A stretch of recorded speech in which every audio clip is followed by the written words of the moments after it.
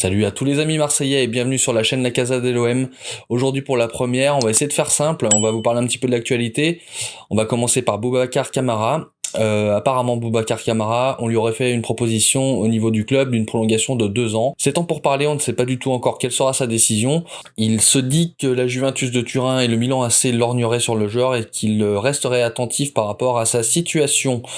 En effet, la Juventus a besoin de renouveler son effectif qui se trouve plus ou moins vieillissant, plus que moins d'ailleurs. Maintenant, on enchaîne avec une information sur Thiago Almada, le jeune joueur de Vélez de 20 ans. Et d'après Fabrizio Romano, le jeune attaquant du Vélez serait sur le point de reprendre les négociations avec un club de MLS. Donc a priori, ça pourrait se faire cet hiver, à moins que l'Olympique de Marseille ne pose ses pions d'ici là. C'est tout le mal qu'on nous souhaite. Hier, on nous annonçait enfin le groupe qui était qualifié pour l'Europa League. Alors, on n'a pas du tout eu de surprise. Donc, Okaj, Mandanda et puis Paul Lopez.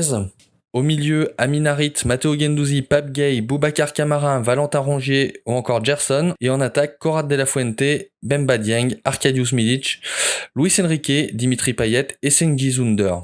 Alors pour la rubrique Gazette, aujourd'hui on va parler de Santos qui doit de l'argent à Sampaoli. Santos doit encore 1 800 000 € à Georges Sampaoli et puisqu'ils sont sur la paille, comme beaucoup de clubs dans le monde actuellement, il se trouve qu'il lui verse 68 000 € par mois, ce qui n'est pas une mince affaire et ça met un petit peu de beurre dans les épinards. Hier soir, une nouvelle est tombée d'après l'équipe concernant l'affaire Nice-Marseille. Il se pourrait que la Ligue décide de geler le match, c'est-à-dire que aucune des deux équipes n'empocherait de points et que clairement le match serait annulé.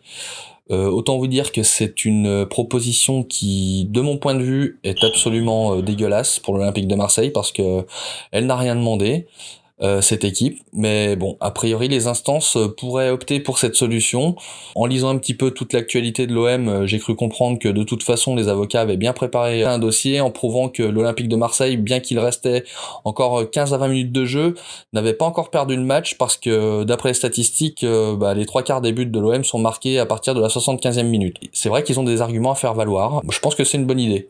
En tout cas, c'est un bon axe de contre-attaque. Et samedi 11 septembre, ce sera enfin le retour à la compétition pour l'Olympique de Marseille qui se déplacera à Monaco, un match qui sera diffusé à 21h sur Canal+ Sport. Et on se dirigerait vers les absences de Gerson et aussi Konrad de la Fuente parce que ces deux joueurs seront toujours avec leur sélection. De la Fuente jouera un match la nuit de mercredi à jeudi au Honduras. Quant à Gerson, lui jouera son match contre le Pérou la nuit de jeudi à vendredi. Alors on imagine mal Sampaoli les mettre sur la feuille de match, sachant qu'il devrait arriver le jour même du match à mon avis. Donc il va falloir faire sans, ce sera certainement là l'occasion de découvrir le jeune Amin Harit, pourquoi pas. Peut-être que c'est aussi l'occasion de passer une défense à 4, parce qu'on a vu que la mise en place tactique de Georges Sampaoli avait ses faiblesses et ses limites. Une information sur Arkadiusz Milic qui a hérité du numéro 9 de Benedetto. Et j'ai envie de vous dire que ça on s'en fout.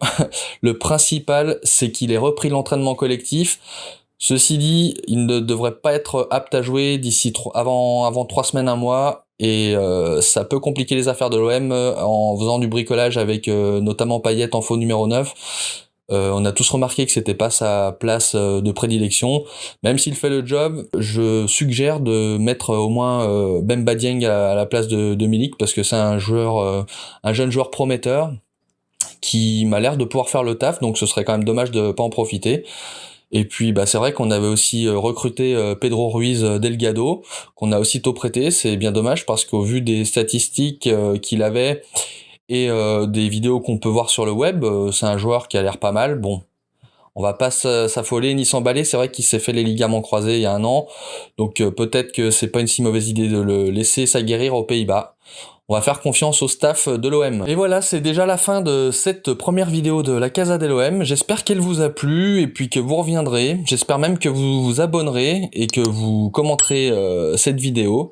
Pour terminer, je vais me joindre à Jacques-Henri Hérault et vous inviter à déguster une bonne tisane pour tous les affolés de l'OM. En tout cas, forza Massilia et à bientôt pour une nouvelle vidéo. Ciao ciao.